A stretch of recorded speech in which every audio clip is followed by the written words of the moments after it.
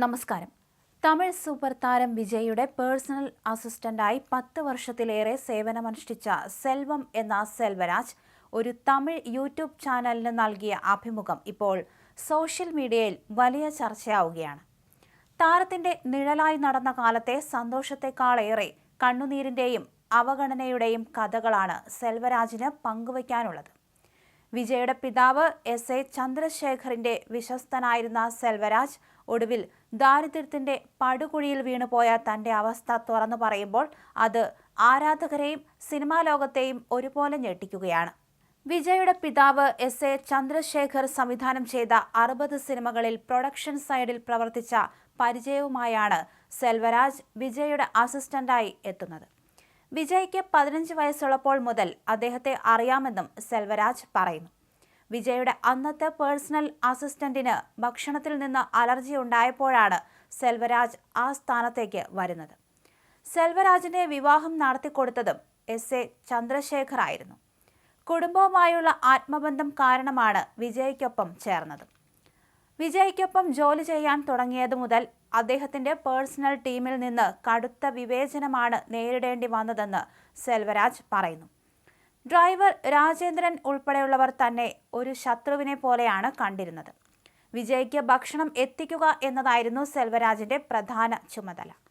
തുപ്പാക്കി സിനിമയുടെ ബോംബെ ഷെഡ്യൂൾ സമയത്ത് താൻ വിജയ്ക്കായി തയ്യാറാക്കുന്ന ഭക്ഷണത്തിൽ ഉപ്പ് വാരിയിടുമെന്ന് സഹപ്രവർത്തകർ ഭീഷണിപ്പെടുത്തിയ കാര്യം സെൽവരാജ് വേദനയോടെ ഓർക്കുന്നു.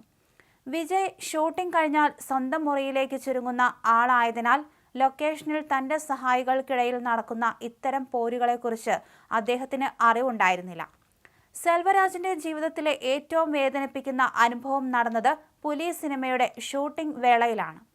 തലക്കോണത്തെ ഷെഡ്യൂൾ സമയത്ത് വിജയ്ക്കായി ഭക്ഷണം എത്തിക്കാൻ പോയതായിരുന്നു അദ്ദേഹം.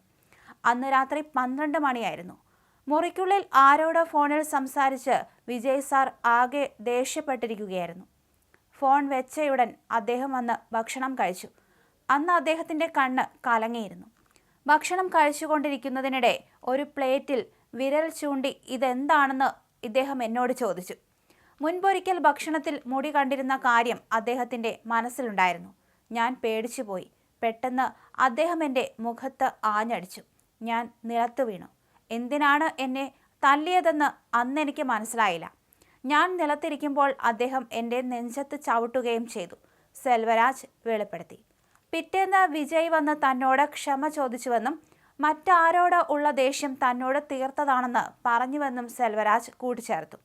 വേറെ ആരോട് ഞാൻ ഈ ദേഷ്യം തീർക്കും എന്ന് വിജയ് ചോദിച്ചപ്പോൾ അത് സാരമില്ലെന്ന് താൻ പറഞ്ഞുവെന്നും അദ്ദേഹം ഓർക്കുന്നു.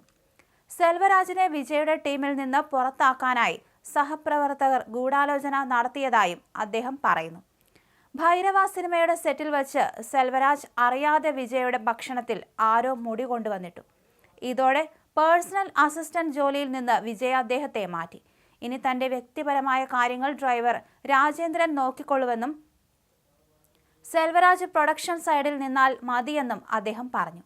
അതോടെ ആ നിഴൽ ജീവിതം അവിടെ അവസാനിക്കുകയായിരുന്നുവെന്നും അദ്ദേഹം കൂട്ടിച്ചേർത്തു.